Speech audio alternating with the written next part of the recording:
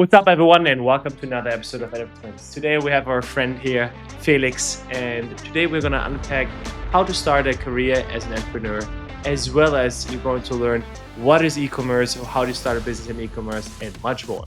Maybe we might even talk about how to play around with Mario Kart, but that's for later. Hello, my fairy twins. Thank you very much for the invite. Looking forward to having a discussion with you. All right, Mark, let's jump right in. All right, Felix, we know you already for 6-7 years. How long has it been? Bro, almost 8 or 9 years. It's been a I long think, period of time. yes. Up and running, guys. Up and running. It was a fateful day at the gym. Exactly. Felix came up to me. What's up, Lucas? And I'm like, bro, what's up? I'm Mark. Nice to meet you. I was starstruck already then. And he was like, what? 2 people? Nice.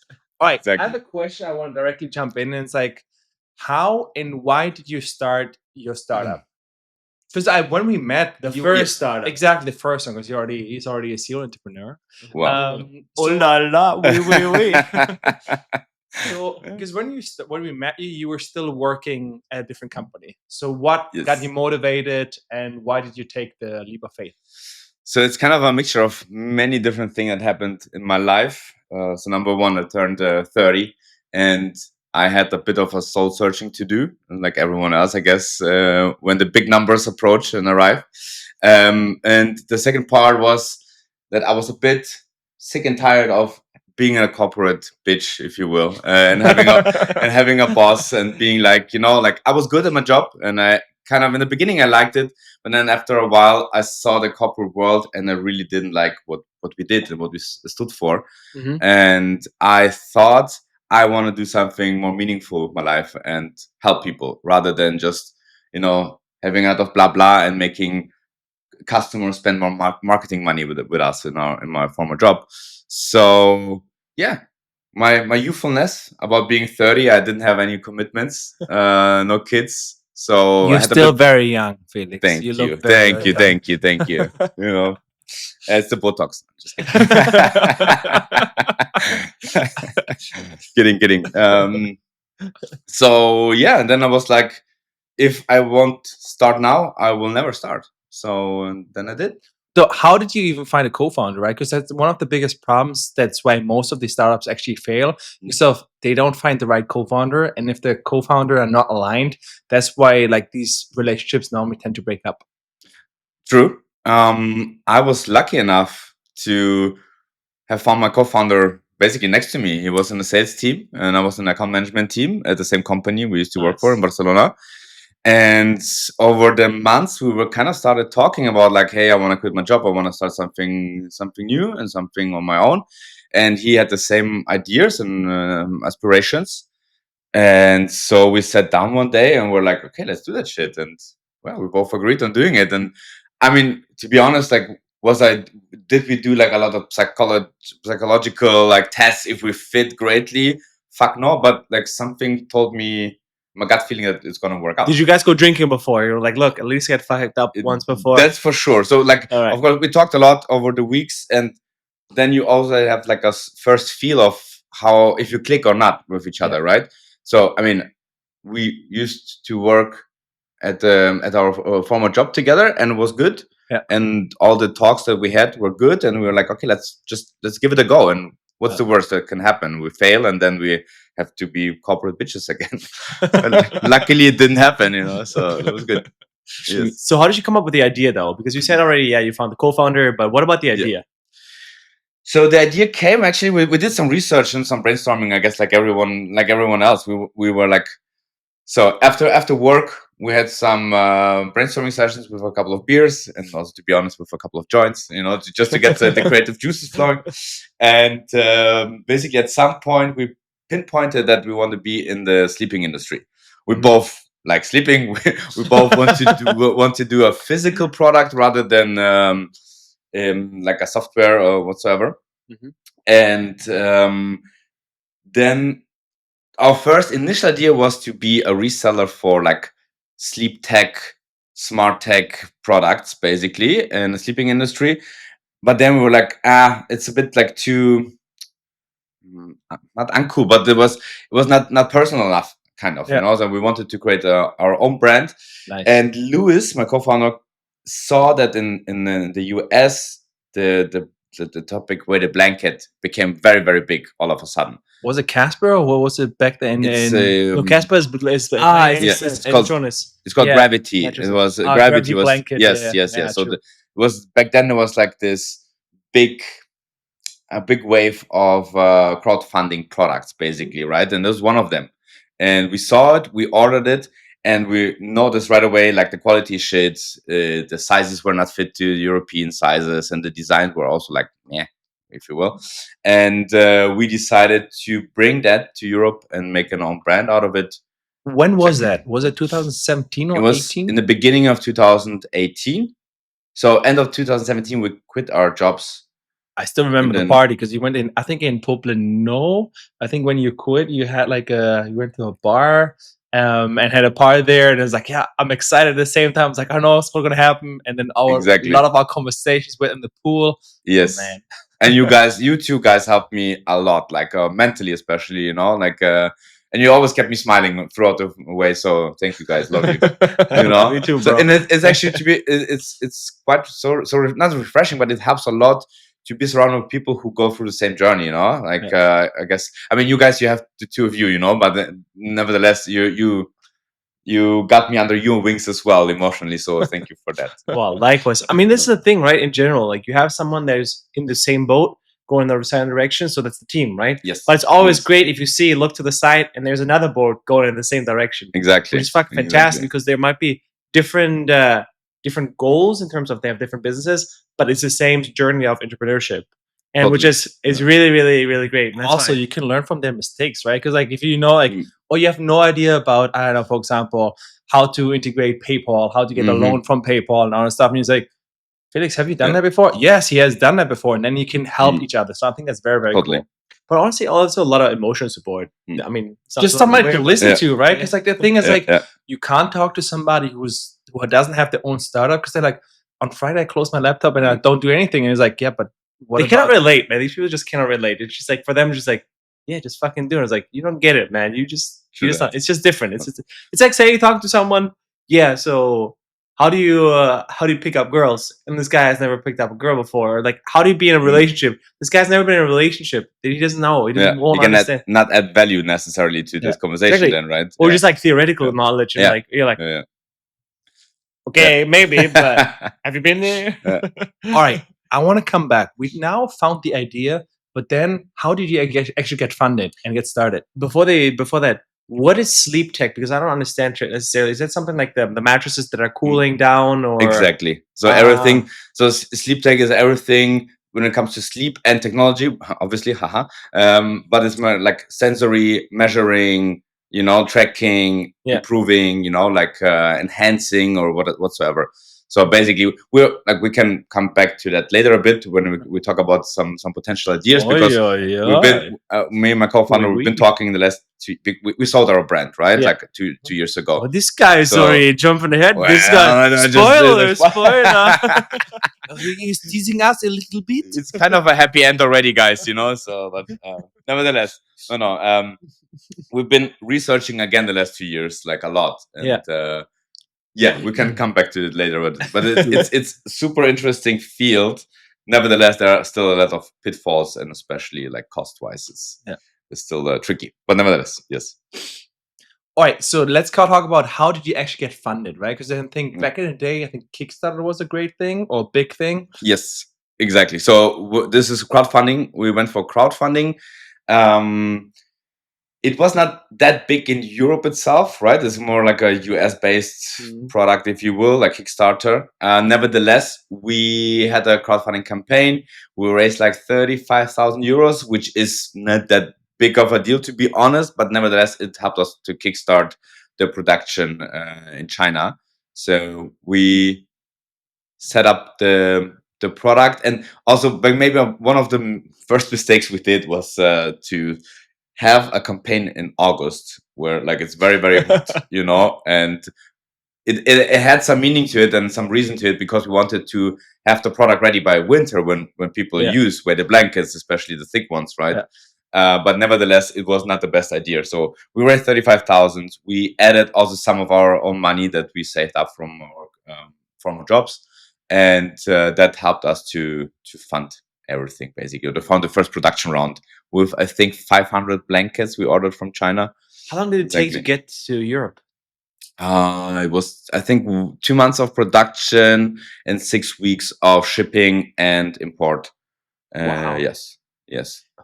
If So- you were to start now that business again, how would you do it? Oh man. Because like Yeah. what were the biggest pitfalls that you did? It's also the Yeah. same year. Yeah, exactly. It's Yeah, the same year. that's We the were same year. like Okay, yes, 2018 again. So the thing is, like, I would pinpoint 3 mistakes. Number 1, it was a structural mistake, and basically like how we set up the company. Yeah. We set up the company in a very easy and fast manner, which means we were able to work and have a company very fast, but that was a pitfall in the end, because money wise or like taxation wise we fucked up a bit. So we lost a lot of money because we had to convert it then basically to a new company form.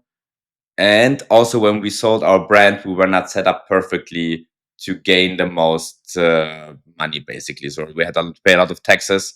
I would do that differently for sure.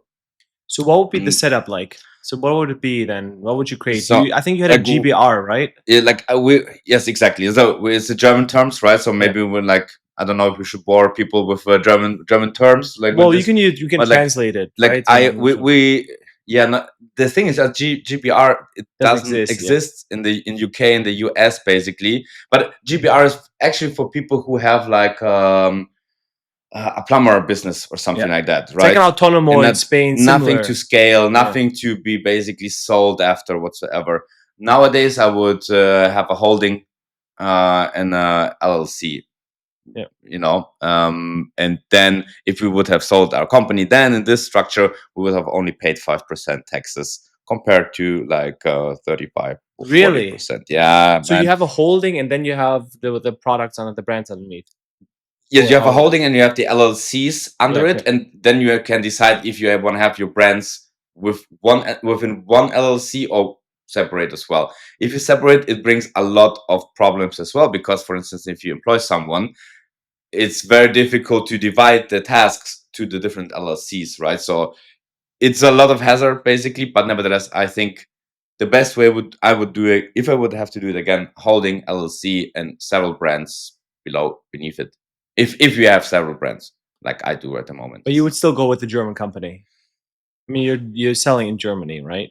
Yes, because so like it's my argument would be Germans love to have a German impressum, right? So they check out where the company is located, and if it's not Germany, they don't trust it as much, Yeah. and maybe the conversion rate will be lower.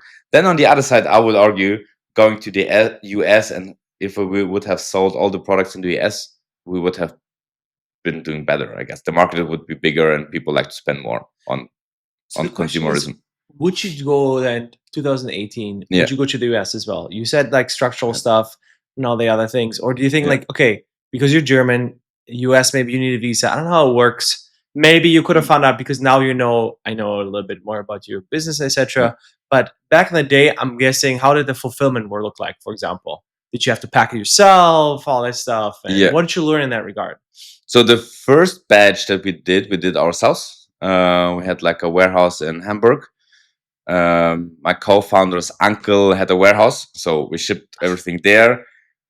We drove like 6 hours to Hamburg. We spent two weeks there to fulfill everything and pack everything. So we had pre-orders already because of the Kickstarter, right? So we basically worked our asses off in this warehouse, right? Like peasants, if you will. But it was a very grounding experience, actually, because you came from this online marketing tech world, and you never had to lift a finger. But then and this is what I also love, having a physical product, and then you can touch it, right? And I love that. And in the beginning was fine. Then when you scale and you grow, and all of a sudden you have like I don't know, like 20 orders a day, and you need to do it yourself, you quickly realize that, well, maybe you need to outsource that shit. All right. So Yes. how was the journey from the outsourcing? Because a long time, I'm guessing you did it yourself. And how did you make that step then to finally be like, look, we need to find someone who does it for us? Yes. Fuck this shit. This is like a nuisance. This is taking us away from where the journey is supposed to go. And the priorities that you all should be doing. Yeah. I mean, it didn't take us super long, to be honest, to outsource it, because we had the first batch. We basically sent out everything, and then we needed to wait like 3 months for the second batch. And in those 3 months, we were like, okay, but like it doesn't make any sense. I mean, the thing is, we were living in Barcelona still, right? And we didn't want to be like either in the south of Germany or in the north of Germany all the time to do the fulfillment. So we found a company close to my parents' place, basically where I grew up in Germany, and they did it for us, and it worked more or less well. So I think after 6 months of the company, we outsourced this already, which helped us immensely. Why didn't you do it from Spain? What was the reason? Why not just find someone in Spain? And ship to Germany, for instance. Yeah. Because the shipping costs would double. Basically, it would cost. So you like it was weighted blankets. Imagine big packages up to 11 kilograms, or if someone orders 2 blankets, it would be like 14, 15, 20 even, and it would have cost like a fortune to do so. I forgot that. Yeah, weighted blankets are super it's heavy, heavy. and you're It's paying like- transport. Yes, that's very accurate. No, I mean, all right. So we have now you built the company, then you scaled it, and then you're like, all right, it's time to exit. What was the motivation behind? Because I think that was during COVID or before COVID, something like 2020. So one of the things I Or also 22. regret a bit, or like we didn't do right. I would have loved to exit the brand a bit earlier, 1 or 2 years, because of the zero interest policy. So the valuations of all the companies in the world increased like crazy, right? Yeah. So basically what happened, we started 2018. 2019, we established ourselves as a good brand, basically. So we grew, everything was fine, and then COVID hit. And first we're like, oh, this is gonna be really bad for us. But it turned out it's been a kind of a blessing in disguise, if you will, because everyone was at home. Everyone was a bit of also anxious, what's happening and stuff. And we had the perfect product at the right time, basically in the right place. And so we scaled in that year up to 2 million or 1.6 million, and the year after to 2 million in revenues.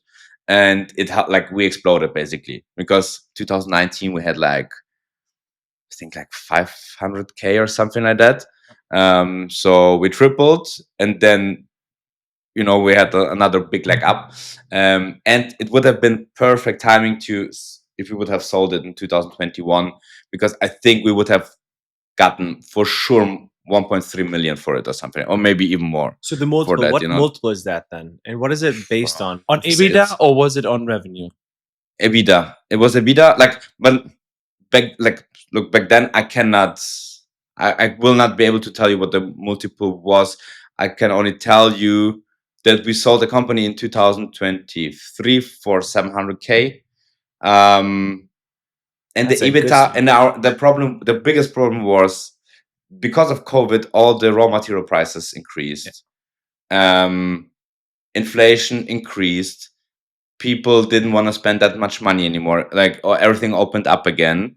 So most of the e-commerce companies had a margin squeeze, is called, right? So you cannot increase your prices towards the consumers, but the raw material prices and the prices for the production increases a lot. So at the end, we turned out having only 4 or 5% margin in the end, profit margin. And the company who bought us, or bought the brand, they saw it and basically also had a bargaining chip, so we had to decrease a bit our price. So that was because you waited a year or two, right? Exactly. And then before the squeeze wasn't happening yet. Exactly. So this is similar to people maybe that can relate nowadays, when Trump had the tariffs, and they were like, look, I mean, they only were there for a month or whatever, specifically. They're like, look, I have all this shipment coming in. I have to sell it. They're usually I don't know, let's say a product costs $100. People are just willing to buy $100. Then you have tariffs on it, and now all of a sudden your margins go from, I don't know, 10%. But I think the tariffs are to still 1%. on. I mean, depends on the country, but I'm saying for example, I saw the Rich wallet. I saw for example, they didn't pass on the costs onto the consumer. They're like, we're eating. It's good marketing also. Yeah, exactly. Yeah. They're saying we are eating the margins with also different wallet, fucking wallet production cost is much less than a blanket. Mm. Also like transport, Yeah, etc. yeah. Makes a huge difference. Right. So you Well, exited. Yeah, towards Sorry. the tariffs. Yes. I'm curious how it's going to turn out because the US companies had still a lot of in stock, a lot of products in stocks, right? So the first round, it takes like 3-4 months, as we talked about China, right? I'm curious how it's going to be in the next weeks and months, how the prices, if they stay the same or even increase, and how it turns out for Trump in the end. But it's a side note.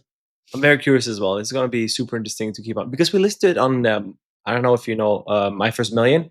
Mhm. And Sean, he has an e-commerce business as well. And he was saying, look, I'm getting fucked with these tariffs, man. Like we had like a meeting where like, look, Trump is doing like tariffs now. What the fuck are we going to do? It's like 50% of where we're coming in from.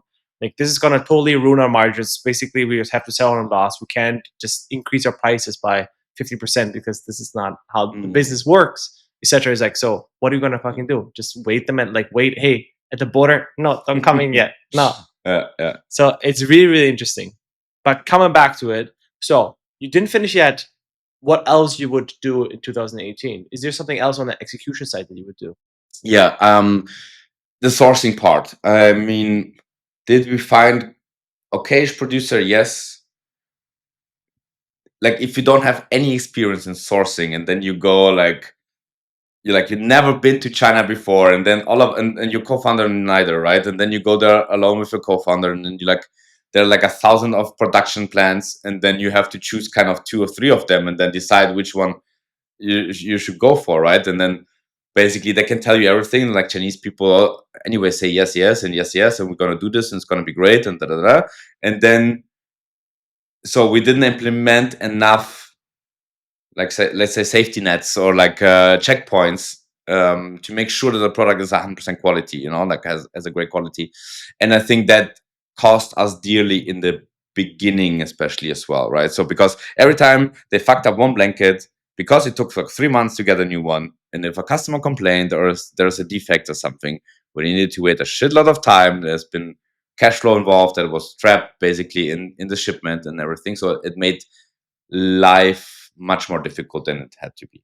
So, okay, so you actually went to China. Yes. Did you went to, what was the city called where they have the massive market of all the vendors? Is that the way you went? Shenzhen? I mean, what's it called? We've been to Shanghai and Hangzhou. Hangzhou? Okay. And beforehand, we did our research basically on Alibaba, who was selling by the blankets, and there were not that many because it was like brand new product basically, right? And I think we found like 5 or 6, and there were some agencies, but they were like the middlemen. And basically, we visit I think 4 different producers, and then we decided on 2 in the end. Was it the best decision of our lives? No. but I mean, again, in the end, it turned out okay, everything. So, and great actually. Yeah. So I'm not sad about it. Let's put it this way. But could have been better. Yes. For sure. What were these safety nets you were talking about? Did it say like basically guaranteeing that the quality is good? Like, what were the things that you would have implemented? So I would have paid the company to look at every step of the production. So because the thing is, we went there and we agreed. They showed us the sample and the production, and we're like, oh great. I mean, like, what can go wrong? Yeah, shit, lots of things can go wrong. So I would pay basically a quality insurer. Yeah. And we wanted to save money basically, or maybe we're too naive to think that's necessary, but it's very, very necessary. And I think most of the biggest brands in the world do that, because otherwise you will gonna lose so much money. Well, customer trust at the end of the day. Exactly, that's the same. It's on your brand then in the end, right? So yeah, exactly. You mentioned it before, and I know that's a big thing in e-commerce, cash flow handling. Yeah. So how does it, like, because look, there's always a delay, 3.5 months or whatever you said, depending on when you actually order something. Till then, you can sell it to customers. Yes. So how does it work, and what are the things that you learned over the years in that regard? So the first thing I learned, not learned, but the first thing we did to increase or like decrease the time between putting the cash down and receiving the product is to move from China to Europe. Basically, to find a producer, or like, I'd say it differently. A producer found us from Turkey, who produced also weighted blankets much better quality, but also much higher prices. Then we also found a Portuguese producer of covers for the weighted blanket. So we moved the whole production to Europe, and then we went from 3.5 months to 6 weeks of turnover time, basically not turnover time, but like from putting down the money to getting the goods. And then you would need to work a lot with working capital. Like you would need to, I mean, either you have such great margins, which is in e-commerce not the easiest way to handle, that you save so much money that you can pay it just from your bank account. Otherwise, you would need to go via working capital companies who are specialized, or things like PayPal, for instance, who offer an amazing working capital product, which is what is that? That because you told us about it, but so the audience also knows about it. Yeah. So basically, it's like one day I've been in our PayPal account, a company PayPal account, and they're like, "Hey, do you want to have you're eligible for like 20,000 euros for like fuck yeah?" And I was like, "Whoa, what is that? Let's click on it," And basically, they were like, for 1,000 euros, which is like 5% of interest fixed, right? You can get like within 2 minutes 20K on your bank account, on your PayPal account, and you can basically choose how many percentage you want to pay back with. So with every euros you generate via PayPal, you can pay back the loan with 30% or 20% or whatsoever. And basically the algorithm of PayPal does all the calculations. All you need to do is say like, I want to accept or don't want to accept it. And it's so fast, it's crazy. Because other companies, you would need to upload your balance sheet and your cash flow statements and like a shitload of calculations and a shitload of work. And with PayPal, they have all our data more or less already. I mean, they don't need our balance sheet because they know the revenue that's coming in, and on top from that point on, they calculate everything they need to know, which is amazing. For PayPal to know that, how many purchases percentage-wise Yeah. on your website actually use PayPal? So I think it fluctuated a bit, but I think Germans love to use PayPal. I think almost every third German has a PayPal account, and I think for us it was like 40 to 50% in revenue came via PayPal. Oh, that's So a they lot. had a lot of data to choose Damn. from, and basically they knew, okay, the last 12 months, well, almost €1 million, like in 2021, almost $1 million went through PayPal. So for them to give us a working capital with like 20K is nothing. But yeah, amazing, actually perfect product, if you will. Like we still use it till today. Awesome. That brings me to the next point. So you sold the company, and Yes. then what did you do? Because I know you're doing 2 amazing startups right now. You want to know how they sold it? I want to know how they sold it. Go ahead. Let's tell us how. All right, you said in 2022, I guess. Like how did it work? Yeah. 3. No, in 2022 it was going really well during COVID. Yes. And then you decided, okay, maybe we want to, or did someone approach you? Yeah. What was the situation like? So we've been doing this back then, 2022. In the end of 2022, everything became a bit more difficult, right? Because of the margin issue that we're talking about. And what we basically noticed is that, okay, are we a bit tired of this or like of this product? Like, this weighted blanket, it's a heavy product, like in like the shipping back and forth, and like we help people sleep better, like more than 30,000 people, like, and I'm proud That's of a lot of people. every one of them, So a village. yeah, exactly. It's a small village, basically. Yeah. Yes. And I'm very happy about it, and it fulfilled me for a long time. But then it was like, okay, what are we working for? So the margins are low, can we grow at this moment? No, it's a bit difficult because of everything's opening up. Everyone is traveling again, like the household products, or like products for home, was not that trendy anymore at that time being. And then we were like really in a situation where like, okay, either we're gonna get new investors to get some money in order to grow, or we're gonna try to do an exit, basically. So we reached, like, along the way, some people reached out to us. We never did that very much actively. We reached out to our competitor, we reached out to a mattress producer, one of the biggest in Germany. They were assholes. I will not say any names. Okay, why were they assholes? Yeah, no names. They kind of asked for our data, and basically 1 week later they launched their own weather blanket. Oh shit! Knowing that they were gonna launch it, you know, but then pretended like they were very interested. Oh, now next week you're gonna talk to our product management, and we're very interested in blah blah blah. Anyways, and one day we receive a call Scumbags. from like a new startup. They were raising like 18 million, and what they want to do is combine like 10 different e-commerce brands and put an AI on top as a CEO and basically run everything through machine learning, and rather than having like this personal touch of a CEO and a founder, they want to do the computer version of it. And that was 2022 when like Yes. ChatGPT was not even launched. Exactly. So they actually made the mistake of the timing. I mean, it's not a mistake. They didn't know better, right? That ChatGPT would come out. But if they would have waited for this business idea a couple of more years, I think they would be more successful. Let's put it this way. They would have raised a lot of money for sure. Yes. And what they had, like their first product was basically, and that's also smart. We're gonna evaluate your company without us looking at the data. We have APIs for basically all your marketing suites like Meta, Google, whatever, right? And you upload your balance sheet, and we will give you a price that we want to pay for your company, right?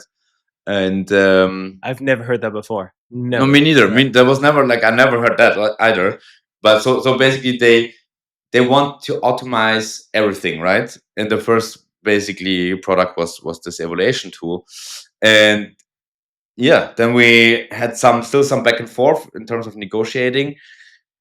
And was a bit it was not sad, but then of course 700K, even though you made like 6 million euros in your lifetime, is not like life-changing money because you have to divide it by 2, right? But I call it, wasn't they called like basically having the first nut, right? Because the first Lucas company loves talking about nuts. I mean, you like eating them, but who am I? So, but in the end, it's like the concept is of whatever your first company, you have like a safety net. So you call it safety net, whatever. Yeah. And then it opens you up to do what you like to do. Of course, you can't retire yet, but it's like you don't have the pressure to go from month to month. But you can say, okay, now I have at least 1-2 years that I can just like take my time, build a new company, and actually do what fulfills me more, or like find a new time. Also, I know this is like always the thing, right? You said the 6 million. Yeah, it's top line again, right? Yes, but exactly. Always we get anchored on the like, okay, 6 million top line. I made fucking 6 million. All right, we didn't make that profit, but exactly. Fuck it, I'm a revenue millionaire, bitch. Yeah, Made it. No, fuck no. No. You can have all the revenue in the world if you don't make margin, you're fucked. It is what it is.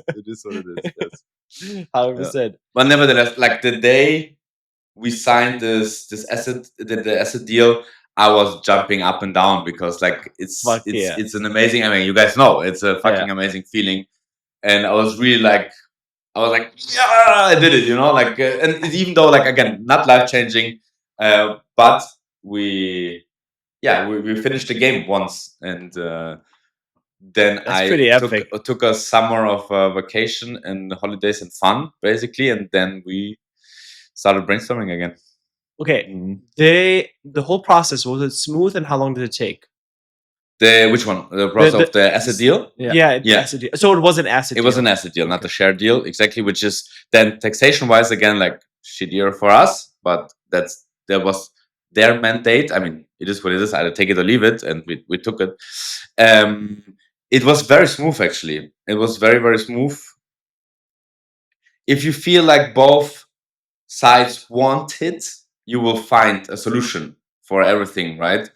And then again, like, because I don't want to break a deal because of 50,000 back and forth, like, because after taxes, after divided by 2, because we're 2 co-founders, it's not that much of money anymore to be like, I want to be like, I'm gonna be anal about it. No, like, when both sides wanted it, and I think it took from the first call to signing the papers, 2.5 months, which is, I think, in terms of e-commerce or like For an that SEO size, it's terms, also really signing good. or getting the money in the bank? I mean, the money in the bank we received then rather fast. I mean, it was signing, then we received the first 30, then we transferred the assets, and then we received the last 70. And then it was, percent. yeah. Okay, 30%. Yeah, yes. Sorry, Okay. yeah, exactly. Not K, but percent, yes. So in the end, like I think after 3 months, 100% was on our bank account, and it was a done deal, and it's good. Fantastic. Yeah, So exactly. you sold it. You Yeah. said you did your vacation research. What was the research, and what was your mindset? Okay, what was the change in mindset from 2018 or 17 when you started, end of 17, versus then in 2023? When you started, you're ready to start a new. Exactly. You already Yes. had your first nut. Yeah. Yeah. So the thing is, like, I felt like back in 2018 again, like, you know, like this, okay, what's next? What are we gonna do? And then rather quickly we realized, so like, and not if we will see if it's in a mistake or not, but we said, like, well, we did it with one product or one brand, why don't we do two brands simultaneously now, you know, because we had different ideas and we didn't want to put all the eggs in one basket, but rather say, like, okay, if we diversify a bit, can't we get like more out of it, right? So then this process of what's next started in terms of, okay, we need we noticed with Levia, with our first brand, it was highly seasonal. So in summer, no one is thinking about blankets, and if they do, they think about blankets are hot, because there were not summer blankets necessarily in 2018 and 19 that came like the last 2 years or something, right? And we saw winters going well, and summer we had like a hole in our in margin, but revenue whatsoever. So we wanted to have now two different brands, one for like basically the whole year and one for winter. Let's put it this way. So we decided on we went to a trade fair, and one pillow producer had like a pillow with active carbon, and I was looking at it, and it's like, what to do with that? Why active carbon? And I was like, and then it kind of popped up in my mind. It's like, hey, there are no pillows that are gray on this market. Every pillow is white. Yeah, I've never Why? seen. They're always white Exactly. and then disgusting after. Exactly. And Yellow. that came into my mind. It's like, why not market a pillow for men? Because I think 90% of women buy pillows also for the men, right? I mean, it's like a man bed versus a woman bed. Woman bed has like 8 pillows, and man has like one. Exactly. Even if maybe one, you know, like, and the one is like 5 years old and Well, 5 full of stains even, and bro. yellow as fuck and everything, right? So the gamble was, or is now, since a year and some change, that we can sell gray pillows with activated carbon that is good for your skin and antibacterial, anti smell and whatnot. So why did you stay in the same market? Why did you say, look, we want to stay in the sleeping market? And usually, because when you sell a business, there's I don't know, a non-compete or whatever. I'm guessing you didn't have that. We had a non-compete, but for blankets and weighted blankets, but not for pillows, because when we sold Levia, we didn't have pillows in our portfolio. We had pillowcases, but not pillows. Okay. So we were also, and side note, Levia, our first brand, got sold again, and from that moment on, the clause was gone, basically. Oh, really? Right? You knew Yes. that, or you checked it? Or I mean, we kind of we knew. I mean, yes, we knew, but nevertheless, we were still on the safe side because it's pillows, right? So we were thinking about going back into the weighted blanket business for 1 second. We were like, no, I don't. We don't. Levia's back, baby. Yeah, .de. yes, that would have been funny, but no, like I really, that was too much of a hassle. Like this heaviness of the product was very expensive. Shipping heavy, exactly, never a good idea. exactly. So, but I know there's also a different second business that you have. Exactly. The second business is so the first business, the pillow, is called Apex Sleep, right? And Apex also because we thought about Apex Legends, for instance, right? Because we thought, man, gamer, so Apex would be a nice ring to it. Apex Like, Predator. Also in general, Exactly. Apex is like the top, right? 'Cause Exactly. you're always people. Yes. You're the Apex. Of something, right? And we're the apex of sleep, basically. Cool name, by the way. Exactly. I Thank like you, it. thank you. And the second one, the second brand is called Pachapaca, and it's Great name also. Love it. It's an e-commerce shop for alpaca products, mostly out of fur, but also out of fiber, basically, like socks, This for seem- instance. It seems so random. Why that? So from a co-founder, Louis, the girlfriend or fiance now. Congratulations, guys. Oh. Congratulations. She is Peruvian, and Peru and alpacas. Yeah. We like since a couple of years we already discussed like why don't we launch something with alpacas, because it's so like her parents are still in Peru and they are also kind of entrepreneurial, so they had already their contacts and they've been like had grit, let's put it this way. And well, now we were free out of like from the heavy weighted blankets. So then we flew to Peru and we found products and producers who did that for us. And now we're doing that as well.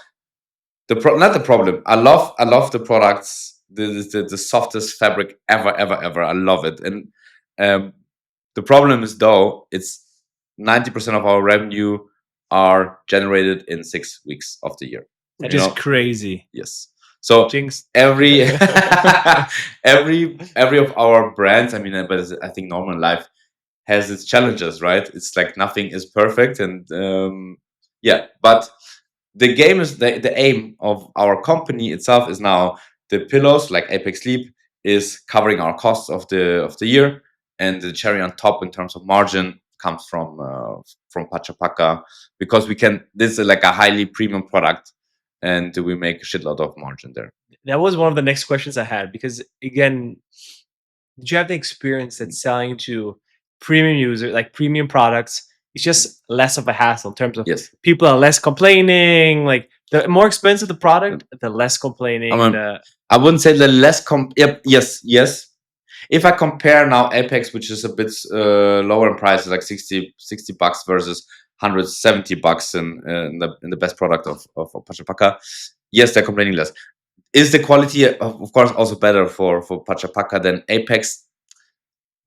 Yeah, it's different. Like, okay, it's a different kind of quality. You cannot compare. It's a apple and oranges, to be honest. But people who have more money are more relaxed and are more easygoing. And if there's a problem, they don't shout at you. They're just saying like, "Look, how can we solve the problem?" While others on the Apex side are like really like complaining like negatively, like really like not the greatest people. Not everyone, most of them are great, but I get your point, and it's 100% true. That's the premium thing. That's like, we listen to like Alex Hormozy a lot, and he says that, look, just solve for rich people, like rich people problems. They don't give a fuck. For them, it's percentage wise so much less in terms of money they have or disposable income they have. 100%. Like $60 for the guy who buys that at Apex. It's like, maybe that's like, I don't know, a lot for me right now. I just need a pillow and it's good. I have neck problems, whatever. But Pachapaca, if they get a alpaca for one bottle, they're like, okay, but it's my premium, whatever. This is for me nothing. This is exactly. So our target group are men that are married like for 20 years to their woman, basically their wives, and they don't know anymore what to give them for Christmas. And this is how we get into this game, right? Basically, we're providing an innovative idea for a Christmas present or birthday present whatsoever. So the box is also like the Apple experience, and unboxing is like very fancy. Yes, and they're in a bag, and the bag is wrapped with nice thingies, and you see everywhere the logos, and it's printed quite well, everything. So it's black and gold, right? So we really try to make this as premium as possible while keeping a good margin, and I think we're doing a very good job for it. But then also the challenge here, you need to spend a shitload amount of money in summer in order to get something for winter time, right? So like 30,000-40,000 euros are locked. Are you still talking about 3 months, or how many months? Like this, even longer, because like, so they are like the So the artists, the manufacturers in Peru, they're small. It's not like a crazy industry. So they're like artisans, really, like, and they're doing everything by hand, right? So, and you cannot order 1,000 warming bottles, for instance, and they say like, I want to have them done in a month. It's not possible, So they have to go to the market, they buy the fur, then they cut the fur, they dye the fur, whatever, and then they dry the fur, and then they start producing it. And this whole process takes a shitload of amount of time. But in the end, you get an amazing product out of it. Nevertheless, you will not be able to shorten that time span. So, learning from your previous experience, what do you have now that ensures quality? Do you have a company that does it? Do you have someone that you pay for, or especially as artisans? So that means it's not very standardized. So the father of Pia, which is the fiance of my co-founder, or the parents, basically, they are taking care of this whole quality insurance stuff, right? So we pay them a bit of money, but then every second week he's driving to the producers, he's checking the production status, the quality and whatnot, and in the end, the parents still checking every product by hand one more time. See if the warming bottle fits into the cover and everything. So we'll get like 99% of everything that arrives to Germany is perfect. Like, can be sold exactly. And that's the thing that we didn't have back then in China, basically. Okay, so now comparing premium product versus Apex, what do you enjoy more working on? The premium product, for sure, like 100%. If this premium product would be running well the whole year, I would definitely choose that. So your strategy was more because your product is seasonal. So you're like, okay, I need something for the rest of the year to cover us. Exactly. And then we're making our nut in the winter. Yes. So because the risk, if you start a new product and you know how well it's going to run, the risk is way too big to put everything into the 6 weeks, right? So yeah. I mean, even if you know how it runs, like the second year, if someone fucks up on the shipping or the shipping is not there in time, you're fucked. Yes. Like anything that is crazy. It's just like a very high and then you go risk bankrupt like this, like exactly. you cannot move.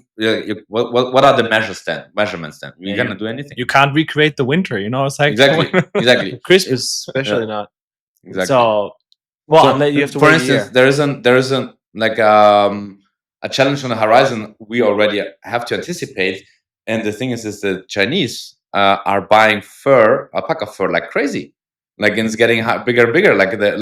So basically, either the prices will increase or the Europeans will have less alpaca fur, because alpaca fur is not like it's produced in it's not industrialized, right? So the animals either die because it's too cold, or they die because people want to eat alpaca meat, and it's a byproduct, right? It's not like the main product, the fur is a byproduct. And if the demand is higher and higher, we might have a problem at some point. Or you have to increase the prices then even more. Or yes, exactly. Have you done any testing on price flexibility in that regard? No, I mean, not upwards, downwards. I mean, on Black Friday, for instance, right? So we have one competitor, and our goal was always like, we're gonna beat him in price, but with the same quality, right? And we did. We're doing it. I think so. Congratulations. Yeah, thank you.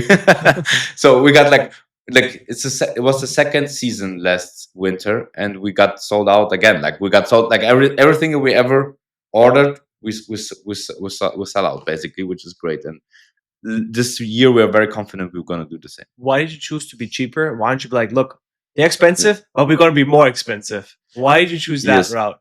Because I'm like, because they have funding behind them. We don't. We're like, our funding came from our own money. We bootstrapped again, like also Levia, and they raised $1 million or 1 or 2 years ago. And basically they're going like, for them, margins don't matter because they don't necessarily have to live off of that.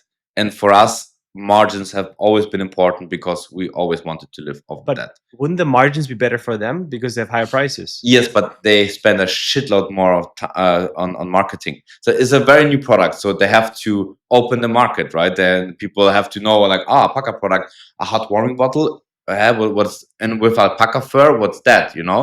And basically, we slide in their DMs, if you will, of the customers. Right in the because- wave. He's like, because- choo choo, get on that train, Exactly. boys. Exactly, but because they see it they see it in. We do meta marketing mid of November until the end of the year, 6 weeks. They do meta marketing the whole year, and whenever someone is typing in on Google search like alpaca hot warming bottle, I mean, we appear as well, right? But they paid the money already for making them hot, if you will, like, right, like taking the having the lead. So we profit. We 100% profit from their funding, and we kind of like. That's why you also get cheaper, so people can compare. Exactly. Or like, Exactly. well, let's just say I both appear here, and Yes. like reviews are great. Quality must be the same, Exactly. assumed, and then we can just ride on that wave. That's it.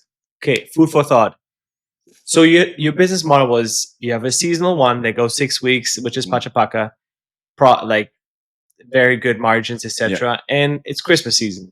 Have you thought about instead of doing Apex all year round, something another seasonal, but that starts in January to March, and then March, like these kind of seasons, so you cover all year, but a different seasonal products. So then you can basically piggyback on some other company that had raised their funds and did that. It was like, you know what? They spent 12 months of the year for marketing. We use 6 weeks and we just make it the same quality or even better, but a little bit cheaper. We thought, like, right now we are thinking about like one additional brand to launch one, and we go into very different directions. But we're just brainstorming, right? So Luis was thinking about like how Warhammer shelves for like where you can put in your paint in it, like and selling them on Amazon. And like when I'm like, but Luis, like we will not make any money out. Like it's how big is this? How big can this market be? Like so. To your question, no, we don't have any specific from let's say January to March, but we are aware that one more brand or product would be beneficial for our portfolio. We think, because also the next part is you cannot scale a brand within a year to like a million or two. I mean, you could if you have a lot of money and you don't give a fuck about margins. But if you bootstrap it, it's a brand needs time to get noticed, implemented, get the trust and whatnot. So we are in the phase where we're saying like we are somewhat functioning as a company, but we also think like it will take 1 or 2 more years to be really established in the market and to scale higher. Let's put it this way. All right. Now that we talked about ideas, we were at the beginning, we said there are potential ideas that you want to talk about, especially in the, wellness or sleep tech, potential ideas that we could talk about. And otherwise, also, I would like to hear, like, if you were to talk to somebody right now, especially our audience, who's not an entrepreneur, what would you tell him on, like, give him on his journey to, like, become an entrepreneur? I will start with that one, okay? And I'm going to be brutally honest. And yes, I don't know it's if, important. I don't know if you guys going to like it or not, because it's your opinion. I know your conviction, and you don't you worry, tell I me can yours. cut it out. I can cut it out. Yeah. Exactly. Exactly. You said something negative, don't, like look, people ask me like, would you recommend your way of living and doing in this entrepreneurship? And I would say, no, I will not recommend it to everyone. I will not. It's been a lot of pain. It's been a lot of sleepless nights. It's been a lot of doubts. You need to stomach that shit. I mean, just imagine, guys, like you're an entrepreneur, and then you had Corona, you had inflation, you had the war in Ukraine, and you had like the recession and whatnot. And then you're sitting there and you're like, you feel like you're in like a wave is coming over you, and you're just like that all the time. And then you need to reinvent yourself, and then we need to solve this problem and solve this problem. So I think it's been tough 7 years with amazing memories, and I would not change it. Would I recommend everybody to be in this kind of entrepreneurial business? No, I will not. You need to have the stomach for it. You need to want it, and especially I would recommend everybody to, yes, try it out, but be also fine with stepping away from it as well. I agree 100%, because in the end, it's like, was it Elon Musk who said basically entrepreneurship is eating glass and just like staring And at the abyss, enjoying it, basically, yeah, you know, enjoying like- it and staring in the Yeah. abyss. Because it's like, yes, it is painful, and it's I would say it's definitely not for everybody. It's like for a very small percentage which don't have a problem with this, because they're like, all right, my goals, I don't mind that I like have to eat glass for a long period of time, but I don't want to live like an average life. Like I have a certain life. I don't want to work for somebody else. I want to become rich or famous or have an impact on a lot of people by building my own product.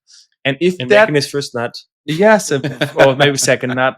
And I think that's really, really important, because like if you don't have that, then rather just work for somebody else. Yeah. And yeah, because you can, like, the thing is, like, I think, and this is my personal belief, is like, you can be happy and fulfilled with things that are outside of work. Like, you know, like you can build a great family, you can build a great circle of friends, and even if everyone thinks their job sucks at some point. Also my job, like, also like if I do taxation, or like if I have to think about like different company structure and what to do and what, like, then like it sucks balls, right? But if you create a product and you have it in your hands, and then people tell you also like, oh fuck man, like it's great, like it's lovely, I want to have it, and I sleep better, like you with my pillow, for instance, right, Mark? Like, Everybody has a pillow. He picks Then, like, the soft one. you know, then That's then really it good. makes me happy, like, you know, like, but this is a very small part of the business, Oh, right? This is a 100%. smaller part. 0 point something percent. Exactly, and everything else is a big pain in your ass. But if you look at it with a smile and the motivation, it's fine. But yeah, be aware that it's not all fine and dandy when you start this journey. Okay, 100% agree. The question is though, for those people who are heard that and were like, you know what, fuck it, I want to do it. Yeah. What would you recommend? Like, let's say from idea iteration to getting your co-founder, or even getting a co-founder. Do you need that? All that stuff. What would you recommend? Someone who wants to start his business. He's like, I heard it, man, but it kind of gets me hard. Yeah. But the question is though, like, first of all, what do you want to do? Like, do you want to be a solo entrepreneur? Do you want to, like, but then again, like, do you want to spend your time for money basically, or do you want to have something that's scalable? Like, I would recommend everybody, like, fuck solo entrepreneurship if you ask me, or like being a freelancer if you ask me. But because you have the same problems as an entrepreneur, but don't have like. So one thing about solo entrepreneurship, I think we have to differentiate as well, because there are businesses we already had a podcast about, for example, that were sold for 50 million plus. They were not AI based. So, for example, when we had our former business Zoom, we were on the Overwolf platform, and one of the other apps that were on the Overwolf platform was a solopreneur who had a business that was basically, you could see your stats of League of Legends, etc. And he sold his business for 50 million. He did this all by himself. Yeah. Obviously, I'm sure he did some freelancing for other, like he hired someone else, but they were not part of his business directly. So it is possible, but you're right. Like it's like the old saying that always goes, hey, if you want to go fast, go alone. If you want to go far, go together. Yeah.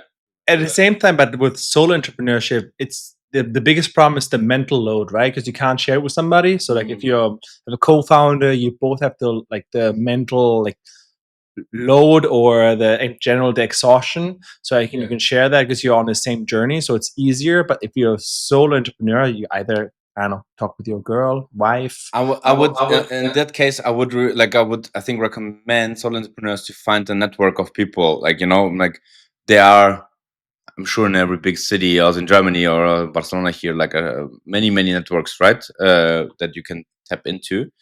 And I think that's a very important thing to do. Yes. And also, if you can find, in Germany, there are like things like exist, like how do you call it? Like, so they help you with money and with some knowledge if you apply for this. This is kind of a scholarship for entrepreneurs. Oh, from the German government. Yes, exactly, Oh, I've seen that, exactly. yeah, So I think that those things help because then you have access to people and resources that can be beneficial. I apply back in the day, but honestly, it was a But you have to write a business plan, like 40 pages, whatever, and it's like, and then for some things they don't accept. but you can use like agencies that help you write, and they take a certain percentage only on success fee. But there was also there was problems with that in terms of there were some special regulations that we didn't qualify for. But super interesting. So you're right about that. That's super cool. What you meant, like you were asking basically how to start, right? Like, and what I would do.